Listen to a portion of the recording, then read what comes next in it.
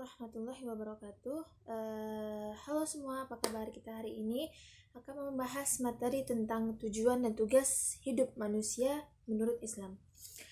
Nah, manusia adalah makhluk yang paling sempurna yang pernah diciptakan oleh Allah Subhanahu wa taala, dan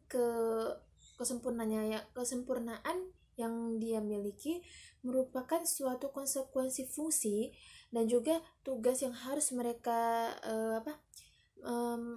tugas mereka sebagai khalifah di muka bumi ini. Nah,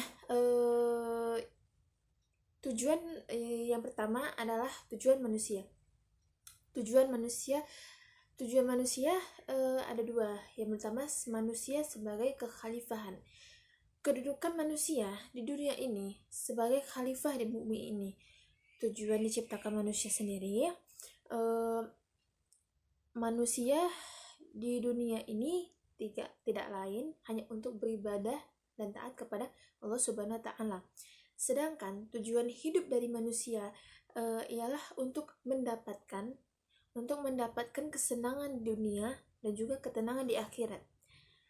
Jadi, manusia di bumi ini, di atas bumi ini tinggal sebagai khalifah yang diciptakan oleh Allah Subhanahu wa taala dalam rangka untuk beribadah kepada Allah, dan yang dimana ibadah itu sendiri ialah untuk mendapatkan kesenangan dan juga ketenangan di dunia dan juga di akhirat. Yang kedua adalah manusia dalam perspektif kekhalifahan. Hal ini ada dua macam. Yang pertama adalah eksistensi manusia.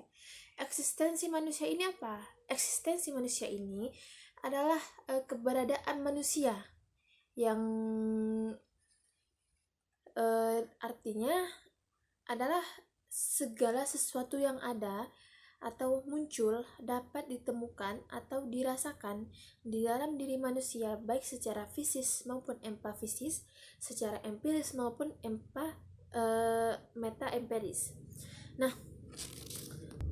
yang kedua ialah eksistensi manusia dalam perspektif kekhalifahan.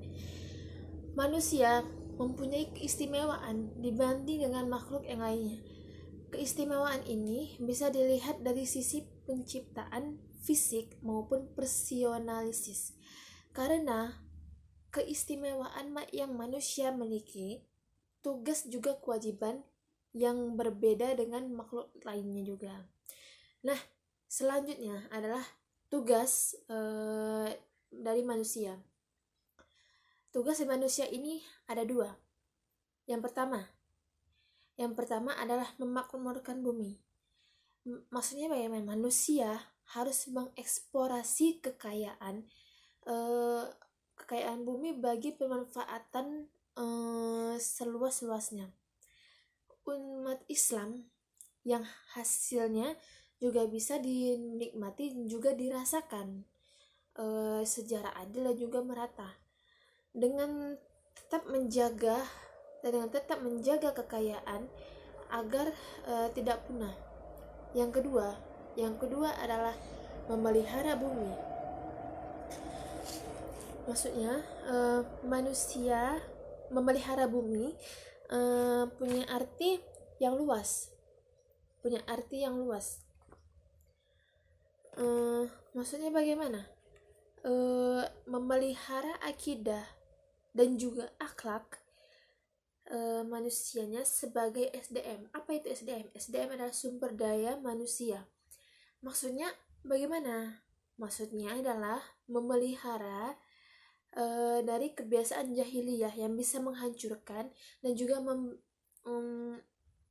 alam bumi ini demi kepentingan yang sesaat. Nah, jadi akibat dari sumber daya yang dirusak oleh manusia akan berpotensi merusak alam. Jadi alam tidak bisa dinikmati kembali, kekayaannya dinikmati kembali hasil sumber daya jika alam kita sendiri sudah kita rusak, sudah dirusak oleh manusia. Nah, cukup sekian. Mungkin dari ini aja yang mungkin saya bisa sampaikan. Kurang lebih saya minta maaf. Wabillahi taufiq wal hidayah. Wassalamualaikum warahmatullahi wabarakatuh.